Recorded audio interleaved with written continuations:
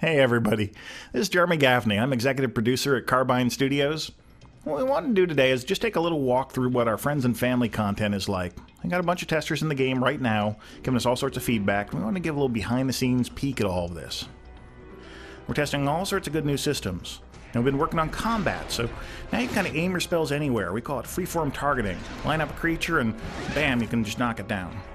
Or you see a bunch of creatures, and you can try to get them all in your area of effects to try to do as much damage as you can, as fast as you can. This applies to monsters too. We call it battlefield control, where they're trying to control parts of the battlefield, you're trying to control parts of the battlefield. And this means combat has lots of motion, and has lots of action. There's also much more of a strategic element to it. So even in a one-on-one fight, you're getting creatures that are trying to take away parts of the battlefield while you're trying to do as much damage as you can to them, as fast as you can. And this applies even in the low levels. You know, this is in our levels 6 through 10 zone. You're already starting to see big fights, tough creatures.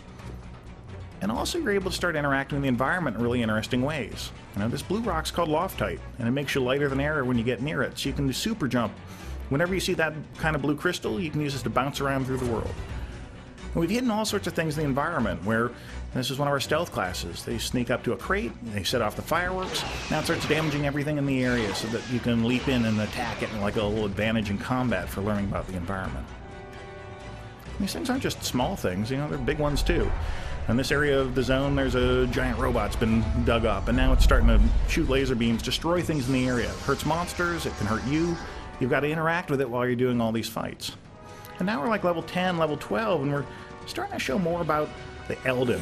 Now that's that mysterious race. They disappeared and they left all this crazy stuff behind like that robot, and you got to figure out why. So we talked about paths already. You know, this is your playstyle. If you're a soldier, you choose a combat playstyle, and now about 20% of your quests become about doing big public events, doing missions that are all about combat, new ways of beating stuff up. Or you're an explorer. Now that same percentage of content becomes about sneaking up and dodging avalanches and trying to find the highest vistas in the zones. Well, we've added two new ones. You got the scientists. It's all about studying things, studying animals, studying things in the environment. The more you study, the more you learn, the more powerful you get. There's also settlers now. These guys are all about building up the world so that you take the towns, you take the quest hubs, you make them stronger. You add new vendors, you add new powerful things for players to do inside of them. In this case, adding a mount vendor, you can extend the taxi system. So let's talk environments. This is Gallerus. This zone's maybe level 10 through level 20. What we try to do is give you all sorts of different environments within it to be able to play in. This means different puzzles hidden in different places. It means different visual styles throughout the zone. Some areas are dark and brooding and nasty. Some areas are lighter or happier. What we're really trying to do is make sure you don't get bored. These games take hundreds of hours to play, and so we want to make sure that you're getting a whole bunch of different visual stimuli and also different gameplays throughout it. So here's a big battlefield, and you're fighting for control of one of the cities in the zone. And what this means is that you're having a different kind of experience here than you are elsewhere, and we keep on varying this up.